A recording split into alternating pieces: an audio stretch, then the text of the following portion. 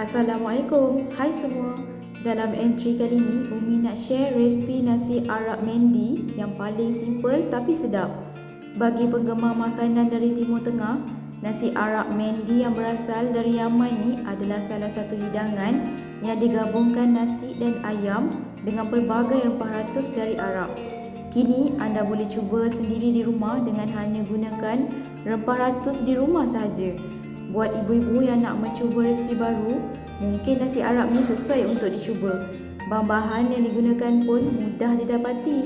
Dengan hanya guna bahan-bahan di rumah, kini anda boleh menikmati nasi Arab yang terlajak sedap seperti di restoran Arab. Nasi Arab ni Umi gandingkan pula dengan ayam rebus yang dipanggang beserta sos salata sebagai penambah kick pada nasi Arab kita. Ada yang dah terliur ke tu? Jom kita masuk dapur Umi untuk tengok bagaimana Umi hasilkan nasi Arab yang confirm anti gagal ni. Sepanjang video ni banyak tips-tips yang Umi dah highlightkan. Take note ya. Okey, jom kita mulakan. Langkah pertama, basuh bersih beras basmati dengan air yang dah diletakkan sedikit garam. Mengikut sumber dari Timur Tengah, ia akan menghasilkan nasi yang lembut berderai. Umi rendamkan lebih kurang dalam 30 minit. Kali ini Umi gunakan 500 gram beras basmati jenama Mombul. Tujuan kita rendamkan beras ni supaya hasil nasi kita cantik dan memanjang pada kadar yang maksimum. Kalau tak rendam, apa jadi? Hasilnya nasi tak cukup lembut dan keras bila dah sejuk nanti. Bahan-bahan untuk air rebusan ayam dan nasi, kita perlukan 3 buah pelaga, 1 bunga lawang, 3 bunga cengkeh, 1 sudu kecil jintan manis,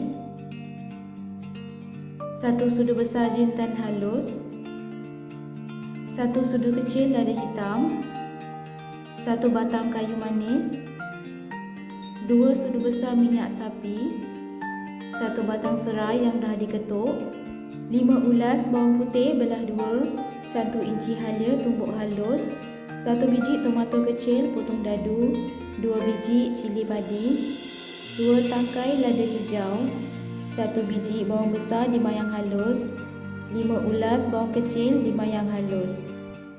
2 ketul ayam bahagian whole leg. Umi gunakan ayam peladang, memang terbaik di ladang.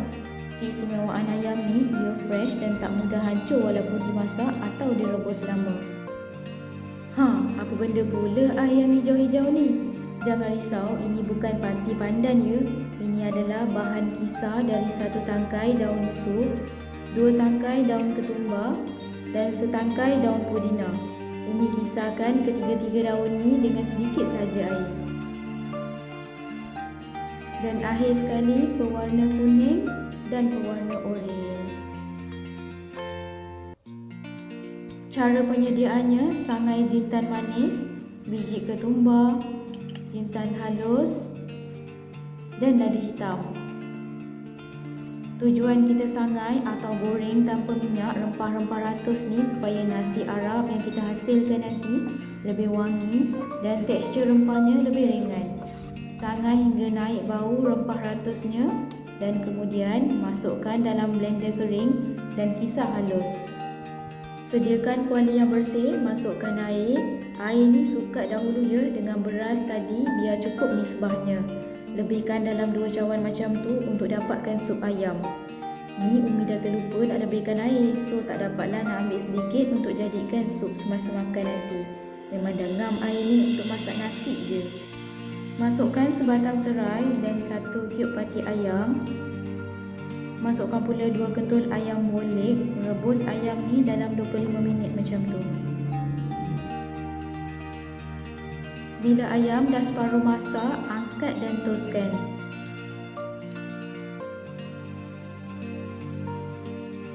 Gunakan kuali lain tumis bahan-bahan untuk nasi. Cairkan minyak sapi, masuk rempah 4 sekawan, bawang kecil dan bawang besar.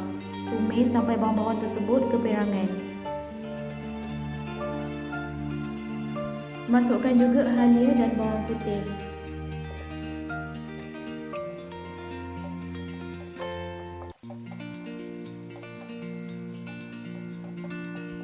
Bila dah mula keperangan, api slowkan ya sebab kita tak nak bawang-bawang tadi hangit. Masukkan rempah ratus yang dah dikisar halus dan air kisaran daun-daun tadi.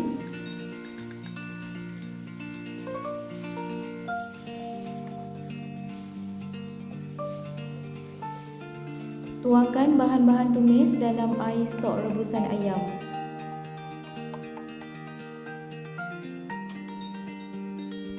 Masukkan tomato, lada hijau yang dah dibelah dua dan cili padi yang telah diketuk. Tutup tudung kuali dan biarkan rencah mendidih. Sementara tu kita siapkan bahan-bahan untuk perapan ayam. Masukkan sedikit pewarna oranye. Sepatutnya letak saffron powder, tapi sebab Umi tak ada, gantikan je dengan pewarna. Taburkan 1 cube pati ayam, gaul-gaul hias bati.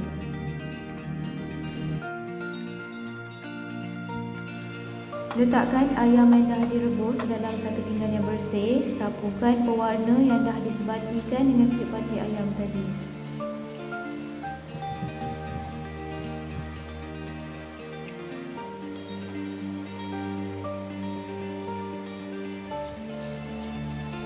Untuk dapatkan efek berkilat di permukaan kulit ayam, Umi letak sedikit madu, salut di keseluruhan badan ayam dan perapkan sekejap dalam chiller. Okey, bila air dah betul-betul mendidih dan menggelegak, terus masukkan beras basmati yang kita dah toastkan tadi. Kacau sikit-sikit je, tutup semula tudung kuali dan biarkan nasi kering sedikit. Okey, nasi pun dah kering sedikit, gembur-gemburkan, terus alihkan dalam rice cooker dan masak seperti kita masak nasi biasa. Sementara tunggu nasi siap masak, ayam yang diperap tadi masukkan dalam air fryer dan bakar pada suhu 180°C selama lebih kurang 40 minit atau hingga ayam betul-betul masak. Kalau suka tekstur ayam yang garing-garing sedikit, tambahkan masa dan naikkan suhu pada 10 minit yang terakhir. Sementara tunggu ayam siap dipanggang, bolehlah buat sos salato. Kisar halus 2 biji tomato saiz besar, 11 biji cili padi hijau, 2 biji lada hijau, daun ketumbar. Daun ketumbar ni kalau boleh pakai satu ikat je. Ni sebab Umi dah kehabisan stok, jadi letak sikit je. Sedikit air asam jawa yang pekat. Masukkan 1 biji air perahan limau nipis, 2 sudu kecil gula pasir dan setengah sudu kecil garam. Bila nasi dah agak kering sedikit, titiskan beberapa pewarna kuning dan oranye. Jangan terus gembur nasi dulu ya. Tabur daun ketumbar dan tutup semula rice cooker. Biarkan nasi masak sepenuhnya. Okey, inilah rupa sos salato yang dah dikisar halus tadi. Masa blender tadi, jangan tambah apa-apa air ya, sebab tomato akan mengeluarkan air bila dikisar. Cuba rasa sedikit dan tambah jika ada kurang apa-apa. Semerbak wangi bau nasi Arab ni bila buka penutup rice cooker. Nasi pun dah masak dan kembang elok. Nasi yang masih panas-panas tu gembur-gemburkan supaya senang kita nak cedok waktu makan nanti. Dan pewarna yang dimasukkan tadi jadi sekata bersama nasi. Jangan digembur bila nasi dah sejuk ya, sebab potensi untuk nasi patah tu sangat tinggi. Okey, inilah rupa hasil nasi Arab yang dah siap dimasak.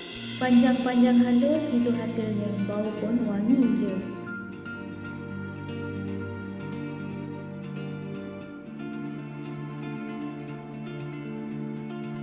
Okey, siap dah nasi Arab Mandi by Umi. Hidangkan nasi Arab ni bersama ayam panggang yang berkilat dan warna yang menaikkan selera, sos salato yang memang ngam masam manis dan pedasnya, lada hijau yang dipatah dua dan juga irisan lemon.